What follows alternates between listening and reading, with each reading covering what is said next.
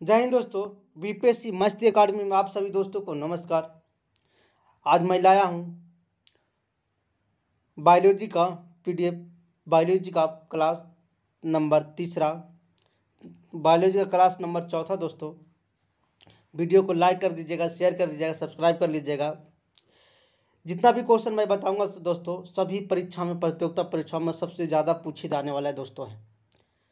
तो शुरुआत करने से पहले मैं यही कहूँगा कि एक मोटिवेशनल है जिसको आप एक बार ज़रूर देख लीजिए, उनको नमन कर लीजिए। उन्होंने की बुद्धि बल विवेक पर पूरी दुनिया को इन्होंने हिला दिया, पूरी दुनिया के सामने भारत का नाम रोशन ऊंचा कर दिया दोस्तों। उनका नाम है स्वामी विवेकानंद। तो वीडियो शुरू करने से पहले दोस्तों मैं संतोष कुमार आप सभी दोस्तों को नमस्कार करता हूं और शुरुआत करता हूं मोटिवेशन। उठो जागो और तब तक मत रुको जब तक मंजिल प्राप्त न हो जाए, स्वामी विवेकानंद ने कहे थे। उठो जागो और तब तक रुको मत, तब तक रुको जब तक मंजिल प्राप्त न हो जाए। ये स्वामी विवेकानंद जी का कथन था दोस्तों। उठो जागो और तब तक मत रुको जब तक मंजिल प्राप्त न हो जाए। उन्हीं में से एक और थे जिनकी आप वो नहीं हैं। कहा जाता है कि मेहनत इतनी खामोशी से करो कि सफलता शोर मचा दे। मेहनत इतनी खामोशी से करो कि सफलता शोर मचा दे। दोस्तों हम पड़ोसियों की दिखाना है औकात। इसी के साथ शुरुआत करते हैं दोस्तों। आज पढ़ेंगे हम कंकाल तंत्र। क्या पढ़ेंगे? कंकाल तंत्र के बारे में।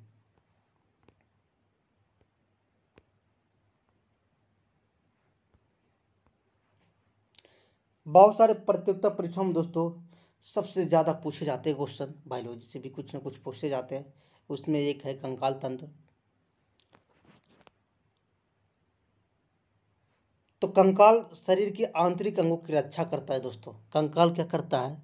शरीर के आंतरिक अंगों को रक्षा करता है तथा जंतुओं को चलने फिरने में सहायता प्रदान करता है। कंकाल शरीर की आंतरिक अंगों की रक्षा करता है तथा जंतुओं को चलने फिरने में क्या करता है? सहायता करता है, जिसको इंग्लिश में कहा जाता है स्केलेटन सिस्टम। कंकाल तंत्र को स्केलेटन सिस्टम कहा जाता है। यह दो प्रकार का होता है, बाह्य कंकाल और आंतरिक कंकाल। बाह्य माने बाहरी, आंतरिक माने अंदर। बाह्य कंकाल तंत्र और आंतरिक कंकाल तंत्र। बाह्य कंकाल तंत्र को इको स्केलेटन कहते हैं। यह शरीर के बाहर होता है। यह संपूर्ण अंगों को रक्षा प्रदान करता है। संपूर्ण अंगों के क्या करता है? रक्षा प्रदान करता है बाह्य कंकाल तंत्र, इको स्केलेटन। जैसे में कौन कौन सा है दोस्तों? केकड़ा, तेलचट्टा, मकड़ी, चिट्टा, चींटी, घोंघा, मधुमक्खी, बिच्छू, सीप। शरीर को बाहरी अंगों को संपूर्ण रक्षा करता है। केकड़ा को करता है, तेलचट्टा को करता है, मकड़ी को आप देखे होंगे, चिड्डा को देखे होंगे, चींटी को देखे होंगे, घोंघा का देखे होंगे, मधुमक्खी को देखे होंगे, बिच्छू को देखे होंगे। कछुआ के आंतरिक तथा बाह्य दोनों कंकाल पाया जाता है। याद रखिएगा दोस्तों, कछुआ एक ऐसा जीव है जिसका आंतरिक और बाह्य दोनों कंकाल पाया जाता है। इसके हाथ पांव तस्वीर अंशेष पर भी बाहरी कंकाल पाए जाते हैं।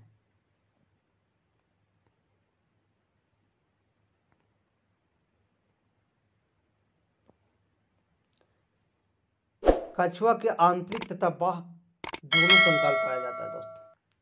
इसके हाथ पांव तथा सिर में आंतरिक कंकाल तथा शेष शरीर का बाह्य कंकाल होता है दोस्तों। पूछेगा कौन ऐसा जीव है जिसको आंतरिक और बाह्य कंकाल दोनों पाया जाता है? तो कछुआ एक ऐसा जीव है। अब आते हैं दोस्तों आंतरिक कंकाल, इंडोस्केलेटन के बारे में। इंडोस्केलेटन यह शरीर के अंदर मांसपेशियों को नीचे रहता है। क्या रहता है? इंडोस्केलेटन आंतरिक कंकाल जो यह शरीर को अंदर मांसपेशियों के नीचे रहता है। यह शरीर के आंतरिक अंगों को क्या करता है, रक्षा करता है। जैसे कुत्ता, बिल्ली, मानव, सांप। क्या है, कुत्ता, बिल्ली, मानव, सांप। कंकाल तंत्र अस्थि तथा उपास्थि से मिलकर बनता है। याद रखिएगा दोस्तों, कंकाल तंत्र जो है अस्थि और उपास्थि ये दोनों से मिलकर के बनता है कंकाल तंत्र। अस्थि और उपास्थि से मिलकर बनता है कंकाल तंत्र। आंतरिक कंकाल तंत्र जो होता है मांसपेशियों के नीचे रहता है दोस्तों, शरीर के अंदर अंगों की रक्षा करता है। कंकाल तंत्र जैसे कुत्ता, बिल्ली, मानव। कंकाल तंत्र जो है अस्थि और उपास्थि दोनों मिलकर के क्या बनता है, मिलकर बनता है। उपास्थि के बारे में पढ़ते हैं, जिसे कार्टिलेज कहते हैं। यह मुलायम होता है दोस्तों, क्योंकि इसमें केवल कैल्शियम फास्फेट होता है। पूछेगा कैल्शियम फास्फेट किस में होता है, तो कार्टिलेज में होता है, जिसके उपास्थि कहा जाता है। इसका फार्मूला होता है Ca3PO4 की पावर 2। इसमें कैल्शियम कार्बोनेट नहीं पाया जाता। क्या पाया जाता है, कैल्शियम कार्बोनेट नहीं पाया जाता है, कैल्शियम फास्फेट पाया जाता है उपास्थि में। क्या पाया जाता है, कैल्शियम फास्फेट पाया जाता है, कैल्शियम कार्बोनेट नहीं पाया जाता। जैसे नाक, कान या बड़े हड्डियों का शीर्ष भाग पाया।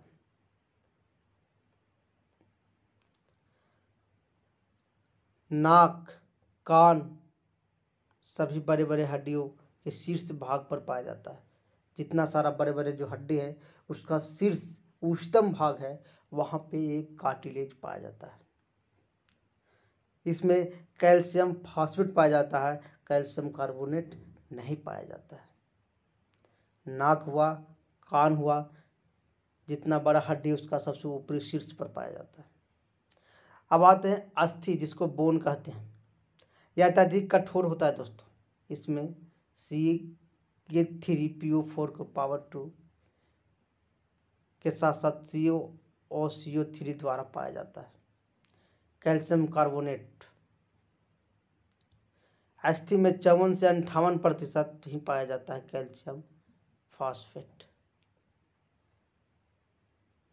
क्या पाया जाता है, कैल्शियम फास्फेट 54 से 58% ही पाया जाता है। किसमें, अस्थि में।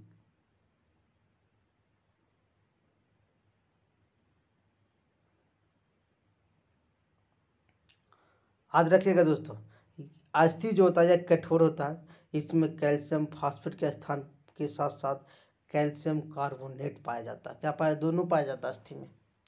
कैल्शियम फास्फेट के साथ साथ क्या पाया जाता है, कैल्शियम कार्बोनेट। लेकिन कैल्शियम फास्फेट कितना परसेंट रहता है, 54% से 58% तक ही रहता है इसमें। आगे आते हैं दोस्तों, वीडियो को लाइक कर लीजिएगा, शेयर करिएगा।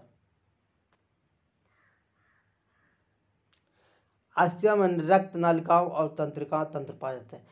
अस्थिया किसमें, अस्थिया में। रक्त नालिकाओं में तंत्रिका तंत्र पाया जाता है। किसमें, रक्त का जो नालिका होता है उसमें तंत्रिका तंत्र पाए जाते हैं। याद रखिएगा, अस्थि जो होता है उसका रक्त नालिका होता है, उसमें तंत्रिका तंत्र पाया जाता है। अस्थि में 50% जल और 50% कार्बनिक पदार्थ पाए जाते हैं। पूछेगा अस्थि में कितना परसेंट जल पाया जाता है, तो याद रखिएगा 50%। कितना परसेंट कार्बनिक पदार्थ पाया जाता है, तो 50%, यानी 50-50 दोनों रहता है दोस्तों। अस्थियों में रक्त नालिका में तंत्रिका तंत्र पाया जाता है। याद रखिएगा, अस्थि में कैल्शियम फास्फेट, कैल्शियम कार्बोनेट दोनों पाया जाता है, जिसमें कैल्शियम फास्फेट 54 से 58% ही पाया जाता है। आगे आते हैं दोस्तों, उपास्थि में तंत्रिका तंत्र रक्त नालिका में नहीं होता, लेकिन जब भोजन और ऑक्सीजन की आपूर्ति लसिका के द्वारा होती है। उपास्थि में तंत्रिका तंत्र रक्त नालिका में नहीं होता दोस्तों, याद रखिएगा। उपास्थि जो है उसमें रक्त नालिका में तंत्रिका तंत्र नहीं होता। भोजन और ऑक्सीजन को आपूर्ति में लसिका द्वारा ऐसे होती है। आगे पढ़ते हैं, देखते हैं दोस्तों। वीडियो को लाइक कर लीजिएगा, शेयर कर लीजिएगा, इससे बहुत सारे क्वेश्चन पूछेगा दोस्तों। मानव शरीर में विभिन्न उपास्थियों के पिनांक नाक हड्डी की श्वास नली के बीच एक हड्डी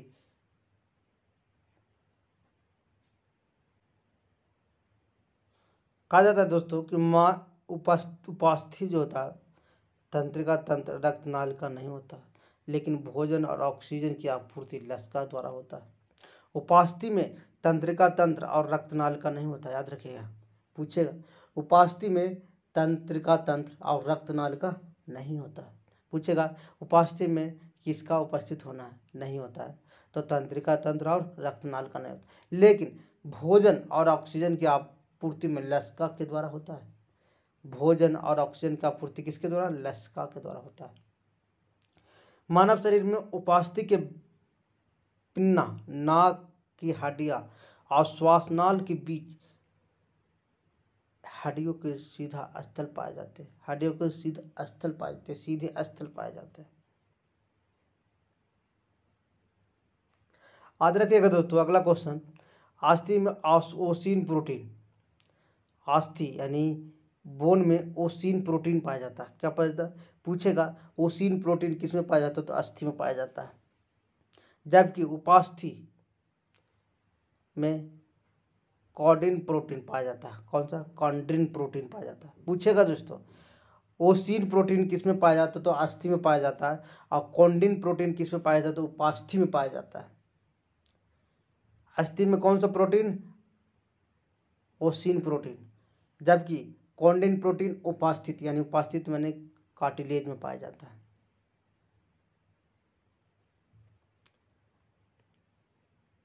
आगे आते हैं दोस्तों। वीडियो को लाइक कर लीजिएगा, शेयर कर लीजिएगा। 30 वर्ष की अवस्था में हड्डी का घनत्व अधिक होता है दोस्तों। 30 वर्ष जब आदमी को हो जाता है तो हड्डी का घनत्व सबसे क्या हो जाता है? अधिक हो जाता है। 30 वर्ष में हड्डी का घनत्व क्या हो जाता है? अधिक हो जाता है। पूछेगा कितने वर्ष में हड्डी का घनत्व अधिक हो जाता है? तो 30 वर्ष में हड्डी का घनत्व क्या हो जाता है? अधिक हो जाता है। कहा जाता है कि जन्म के समय हड्डियों की संख्या 270 से 310 के बीच होता है। जन्म के समय हड्डियों की संख्या कितना होता है? 270 से 310 के बीच में होता है। लेकिन औसत हड्डियों जन्म के समय कहा गया है कि 300 होता है। कितना होता है? 300 होता है। कहा जाता है कि बाल्यावस्था में हड्डियों की संख्या कितना होता है दोस्तों? 208। पूछेगा बच्चों में हड्डियों की संख्या कितना था? 208। लेकिन जन्म के समय कितना होता है? तो 300 मरेगा। वयस्क मानव शरीर में हड्डियों की संख्या कितना होता है? 206 होता है।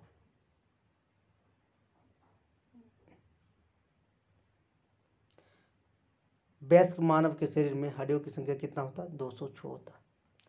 मानव शरीर के समस्त हड्डियों को अस्थियों को 2 भागों में बांटा है दोस्तों। मानव शरीर के समस्त अस्थियों को कितने भागों में बांटा? 2 भागों में बांटा है। पहला अनुवंशीय उपयोगी, दूसरा अक्षीय कहा जाता है। क्या कहा जाता है? अनुवंशीय उपांगी और दूसरा अक्षीय कहा जाता है।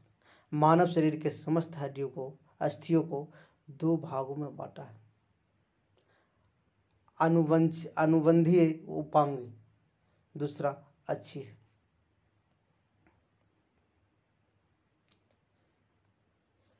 कहता अनुबंधीय उपांगी में शरीर को सीधे रखने तथा गति प्रदान करने की सहायक होता है। अनुबंधीय उपांगी में अपेंडिकुलर उसको कहा जाता है। शरीर को सीधा रखने तथा गति प्रदान करने में सहायक होता है। अनुबंधीय उपांगी में शरीर को सीधा रखना और गति प्रदान करना। इसमें कुल संख्या कितना होता है? 126 होता है दोस्तों।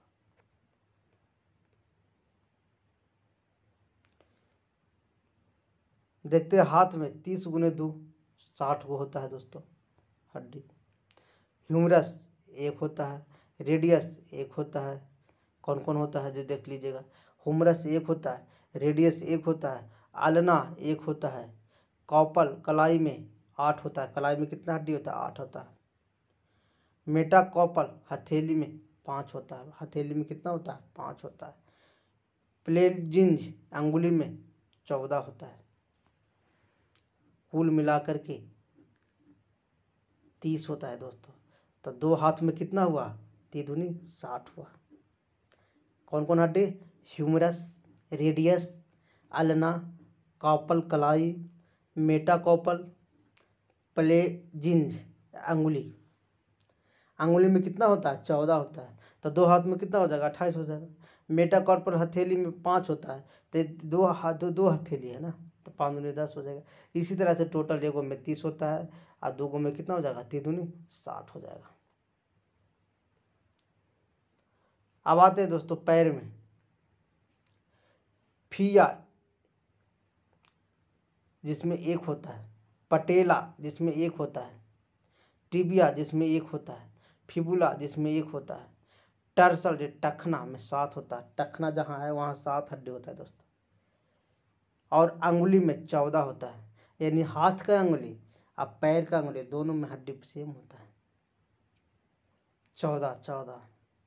इसका भी जोड़ते हैं तो 30 हड्डी होता है। 3 दूनी कितना हो जाएगा, 60। 3 दूनी कितना हो जाएगा, 60 हड्डी। यानी फिवाउरी अस्थि में कितना, 1 याद रखे। पटेला में कितना, 1 होता है। टिबिया में कितना, 1 होता है। फिबुला में कितना, 1 होता है। टखना में कितना, 7 होता है। फ्लेलेंज में कितना, अंगुली में कितना, 14 होता है। टोटल कितना होता है, 60। वीडियो को लाइक कर लीजिएगा दोस्तों, शेयर करिएगा, सब्सक्राइब कर लीजिएगा। पैल्विक श्रेणी मंजिला में 2 होता है दोस्तों। कैल्विक हंसली में 2 होता है। स्केपुला अंश मेखना में 2 होता है। अब आते हैं दोस्तों अक्षीय एक्सल। ये शरीर के बीचों बीच होता है, जो शरीर के अंदर कोमल अंगों को रक्षा करता है। ये अक्षीय कुल संख्या कितना होता है, 80 होता है। यह शरीर के बीचों बीच होता है अक्षीय, जो शरीर के कोमल अंगों को क्या करता है, रक्षा करने का काम करता है। इसकी कुल संख्या कितना होता है, 80 हड्डी होता है। कशेरु याद रखेगा, जैसे मेरुदंड कहते हैं, जिसमें 26 से प्रारंभ 33 तक होता है। यानी 26 से शुरुआत होता है, 33 तक लास्ट होता है कशेरुक में। रिब्स यानी पछली, पसली में 24 हड्डी होता है, याद रखेगा। पसली में कितना हड्डी होता है, 24 हड्डी होता है। कशेरुक में 26 से 33 तक के होता है। अस्टर्नम एक रिब्स को आपस में जोड़ती है, एक रिब्स को क्या करता है, आपस में जोड़ता है, पसली को आपस में जोड़ता है। सिर या खोपड़ी में दोस्तों 29 हड्डी होता है। कितना, सिर या खोपड़ी में कितना हड्डी होता है, 29 हड्डी होता है।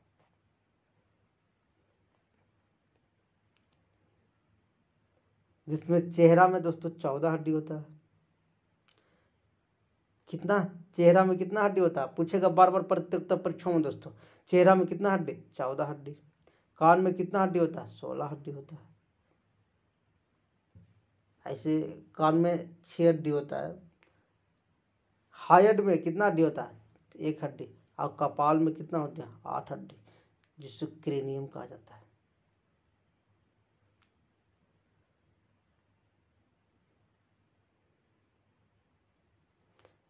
कान में कितना हड्डी होगा छोड़ा दोस्तों, 6 हड्डी होगा, गलती किया होगा। चेहरा में कितना, 14।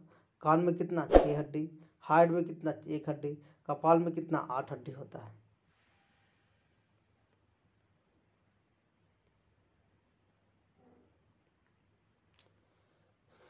वीडियो को लाइक करिएगा दोस्तों, शेयर कर लीजिएगा, सब्सक्राइब कर लीजिएगा। एक बार नहीं 2 बार वीडियो जरूर देखिएगा। गर्दन की हड्डियों की संख्या कितना होता है, तो 7 होता है। पूछेगा गर्दन में हड्डियों की संख्या कितना होता है, तो 7 होता है। कान में हड्डियों की संख्या कितना होता है, 3 गुने 2 कितना होगा, 6 हो जाएगा। यानी 2 कान है, कितना हो जाएगा, 6 हड्डी। यानी MIS याद रखिएगा, मेलियस इनकस स्टेटस। कान में पाया जाता है 3-3 हड्डी, है ना, 2-2 हड्डी।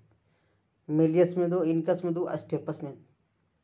टोटल कितना हो जाएगा, 6 हड्डी। Malleus incus stapes.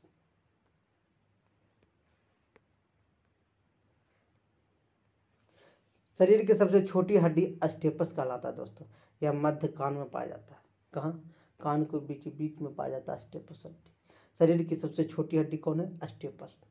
शरीर का सबसे बड़ी हड्डी फीमर, जिसे उरु कहा जाते हैं, यह जांघ में पाया जाता है। शरीर के सबसे बड़ी हड्डी कौन है? फीमर, जिसे ओरू कहते हैं, जांग में पाया जाता है। सबसे कमजोर हड्डी केलिबक कॉलर हंसली होती है दोस्तों। सबसे कमजोर हड्डी केलिबक या कॉलर, उसको कहते हैं हंसली की हड्डी होता है। सबसे मजबूत हड्डी जबड़े की हड्डी होता है, डेंट्री होती है। जबड़े की हड्डी सबसे मजबूत होती है, हंसली हड्डी सबसे कमजोर होता है, सबसे बड़ी हड्डी फीमर होता है, सबसे छोटी हड्डी स्टेपस मध्य कान में होता है।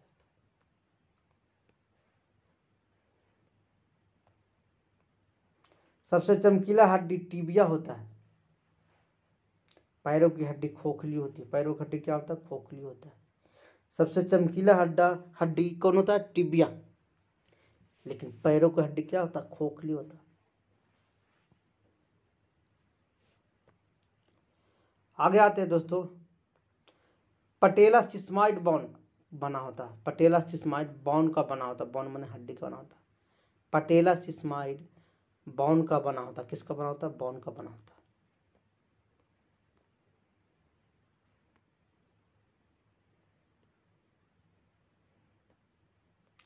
जब हम बैठते हैं तो इसियस नामक हड्डी जोड़ पड़ता है और पेलवक का एक भाग होता है। किसका भाग होता है? पेलवक। जब हम बैठते हैं दोस्तों तो इसियस नामक हड्डी पर क्या होता है? जोर पड़ता है। पूछेगा बार बार, जब हम बैठते हैं तो किस पर जोर पड़ता है? तो इसियस नामक हड्डी पर क्या पड़ता है? जोर पड़ता है। किसका भाग है? पेलवक का। जहाँ मांसपेशियां तथा अस्थियां मिलती है उसे टेंडन कहते हैं। याद रखिएगा, मांसपेशियां और अस्थियां कार्टिलेज, अगर दोनों मिलता है उसको टेंडन कहते हैं। बार बार परीक्षा पूछा जाता है। मांसपेशियां और अस्थियां को मिलने के स्थान को क्या कहते हैं? टेंडन कहते हैं। जहाँ अस्थियां और दूसरे अस्थियां से मिलती है उसे लिगामेंट कहते हैं। अस्थि और अस्थि दोनों मिलता है उसे क्या कहते हैं? टेंडन का लिगामेंट कहते हैं दोस्तों। मांसपेशियां और अस्थियां मिलती है वहाँ पे टेंडन कहते हैं, और अस्थि और अस्थि मिलता है उसे लिगामेंट कहते हैं।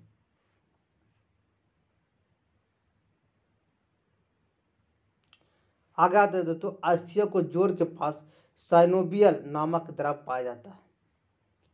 साइनोवियल पूछेगा, साइनोवियल नामक द्रव कहाँ पाया जाता है? तो अस्थिया की जोड़ के पास पाया जाता है, जो हड्डियों को मुड़ने में मदद या गांठिया नामक रोग होता है, इसी साइनोवियल के नाम।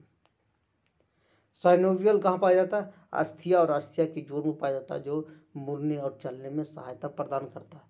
अगर एक घट जाता है तो गांठिया रोग हो जाता है।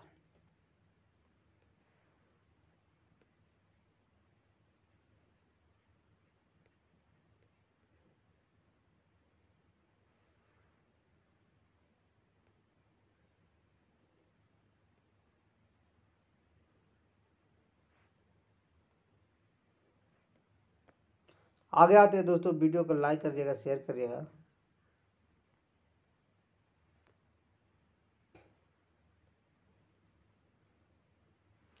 खोपड़ी में पीछे की ओर एक खाली खोखला जगह होता है दोस्तों, जिसे फेरिमन मैग्नम कहते हैं। खोपड़ी में पीछे की ओर एक खाली खोखला जगह होता है जिसे फोरमिन मैग्नम कहते हैं। फोरमिन मैग्नम कहते हैं। पूछेगा फोरमिन मैग्नम कहाँ होता है? तो खोपड़ी में होता है। खोपड़ी में पीछे की ओर एक खाली खोखला जगह होता है जिसे फोरमिन मैग्नम कहते हैं। क्या कहते हैं? फोरमिन मैग्नम कहते हैं। अस्थिया 3 प्रकार का होता है दोस्तों। अस्थिया कितने प्रकार का होता है? 3 प्रकार का होता है।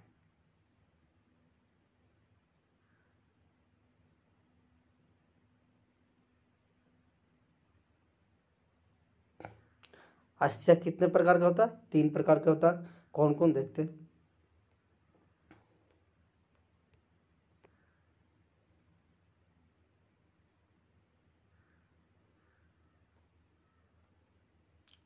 ओस्टियोक्लास्ट या खराब अस्थियों कोशिकाओं को खाकर खत्म कर देता है। ओस्टियोक्लास्ट या खराब अस्थि कोशिकाओं को खाकर खत्म करता है। इसे बोन एडिटिंग सेल कहा जाता है। बोन एडिटिंग सेल कहा जाता है। ओस्टियोक्लास्ट या खराब अस्थि कोशिकाओं को खाकर खत्म कर देता है। ओस्टियोब्लास्ट यह अस्थि का निर्माण करता है, इसे बोन फॉर्मिंग सेल कहते हैं। ओस्टोब्लास्ट यह अस्थि का निर्माण करता है, इसे बोन फॉर्मिंग सेल कहते हैं। इसे क्या कहते हैं? बोन फॉर्मिंग सेल कहते हैं।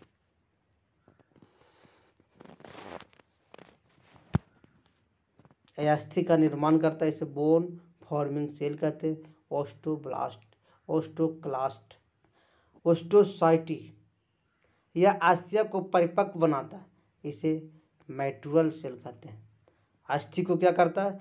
परिपक्व बनाता है, मैटुर सेल कहते हैं। पूछेगा दोस्तों अस्थि कितने प्रकार के? तो 3 प्रकार के होते हैं, ओस्टोक्लास्ट, ओस्टोब्लास्ट और ओस्टोसाइट। अब आते हैं दोस्तों अगला क्वेश्चन, अस्थिमज्जा। अस्थिमज्जा के बीच जालीनुमा आकृति होता है को अस्थिमज्जा कहते हैं। अस्थियों के बीच जो जालीनुमा आकृति होता है वो अस्थिमज्जा कहलाता है, यानी बोन मैरो। अस्थियों के बीच जालीनुमा जो आकृति होता है उसे अस्थिमज्जा कहते हैं। अस्थिमज्जा में आरबीसी का निर्माण होता है। किसमें? पूछेगा आरबीसी का निर्माण कहाँ होता है? तो अस्थिमज्जा में होता है। हड्डी कितने प्रकार के होते हैं? 3 प्रकार के होते हैं। अस्थि कितने प्रकार के होते हैं? बोन सेल कितने प्रकार के? 3 प्रकार के, ओस्टोक्लास्ट, ओस्टोब्लास्ट, ओस्टोसाइट। संधि, ज्वाइंट पॉइंट। कंकाल का वह स्थान जहाँ अस्थियां मिलकर हिलडुल कर सकती है। कंकाल का वह स्थान जहाँ अस्थियां मिलकर हिलडुल कर सकते हैं संधि कहलाता है। संधि वाले स्थान पर एक गुहा खाली जगह पाया जाता है, साइनोवियल गुहा कहा जाता है। साइनोवियल गुहा, जो साइनोवियल जो द्रव पाया जाता है जिसके घट जाने के कारण क्या होता है? गाठिया होता है। अब आते हैं ज्वाइंट पॉइंट पर दोस्तों। इम्प्रोव्ड अचल, सिग्थेलीमोविल अपूर्ण और फ्रीलीमोविल यानी पूर्ण, पूरा घूरे गए। अब यहाँ से आते हैं कंदिक, खलिक, कब्ज, खूटी और गिडिंग असैडल।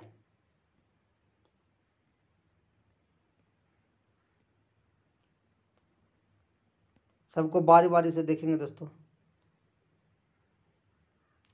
इम्प्रोवेबल ज्वाइंट अचल संधि, इस संधि के फिक्स्ड फिब्रस रेशेदार संधि भी कहते हैं। यह थोड़ा भी गति नहीं करता, जैसे खोपड़ी दांत में पाया जाता है तथा दांत में पाया जाता है, थोड़ा भी गति नहीं करता। इम्प्रोवेबल ज्वाइंट अचल संधि होता है, फिक्स्ड होता है, रखा हुआ तो रखा हुआ, गति नहीं कर सकता है।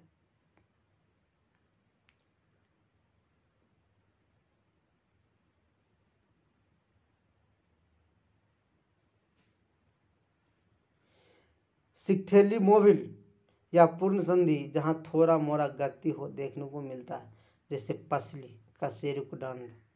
पसली, कशेरुकदंड थोड़ा मोड़ा क्या होता है? गति करता है।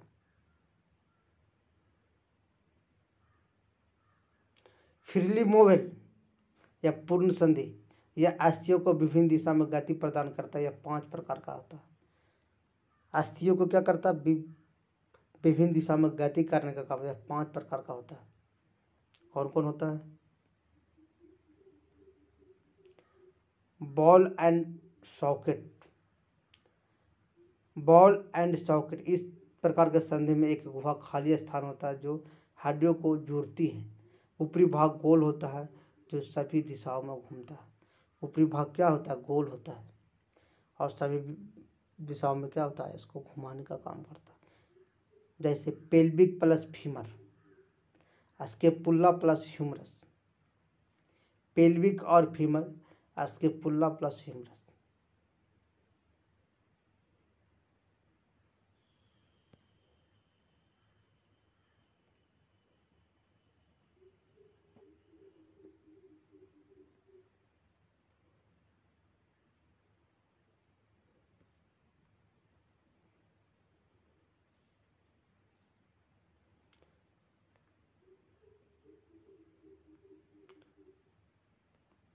कहा जाता है दोस्तों, वीडियो को लाइक कर लीजिएगा, शेयर कर लीजिएगा। हाइंड ज्वाइंट कब्ज संधि, यह संधि केवल एक ही और गति करता अनुमति देता है, केहनी और घुटना। हाइंड ज्वाइंट कब्ज संधि इसको कहते हैं। पिरोट ज्वाइंट खूंटी संधि जिसका आकार खूंटी समान होता है, एक दूसरे के ऊपर रखी हुई होती रहती है। जैसे कसेरे को दंड का ऊपरी भाग एटलस तथा निचला भाग होता है। ऊपरी भाग क्या होता है? एटलस तथा निचला भाग होता है। यह खूंटी समान होता है, एक दूसरे के ऊपर रखी हुई होती है। कसेर को दंड का ऊपरा भाग जिसे पिरोट ज्वाइंट कहते हैं, खूंटी ज्वाइंट कहते हैं। गिंडिंग ज्वाइंट यह एक दूसरे पर फिसलती और थोड़ा गति प्रदान करते हैं, जैसे कॉर्पल टॉर्सल गिंडिंग ज्वाइंट होता है। सैडल ज्वाइंट कहा जाता है उसको जो एक निश्चित समान की गति, एक निश्चित सीमा के अंतर ही गति अपना करता है, सैडल समान ज्वाइंट कहलाता है।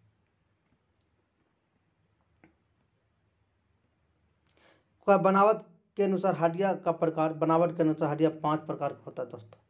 फ्लैट बोन चपटी हड्डी, लॉन्ग बोन लंबी हड्डी, शॉर्ट बोन छोटी हड्डी, इरेगुलर बोन अनियमित हड्डी, सिमोड बोन कार्टिलेज की कट। यह हड्डी शरीर के आंतरिक अंगों को रक्षा करता है, जैसे पसली, स्कैपुलाटर्नम, खोपड़ी। Flat bone. लॉन्ग बोन जो लंबी हड्डी हो या शरीर के भार को रोकती है, जैसे हाथ पैर, शरीर को भाव को क्या करता है? रोकता है। शॉर्ट बोन हड्डियाँ या आकार में छोटे होते हैं लेकिन अस्थायित्व, जैसे टार्सल कार्पल का हड्डी होता है। इरेगुलर बोन अनियमित हड्डी इस प्रकार के अलग अलग होते हैं, जैसे यह हल्का गति प्रदान करता है दोस्तों।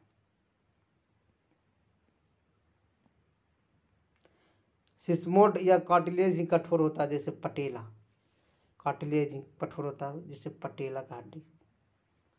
तो बनावट के आधार पर हड्डी कितने प्रकार के? 5 प्रकार के होते हैं। Flat bone, long bone, short bone, irregular bone और सिमोड बोन। तो थैंक यू दोस्तों, अगर मेरा वीडियो अच्छा लगे तो लाइक शेयर सब्सक्राइब कर लीजिएगा।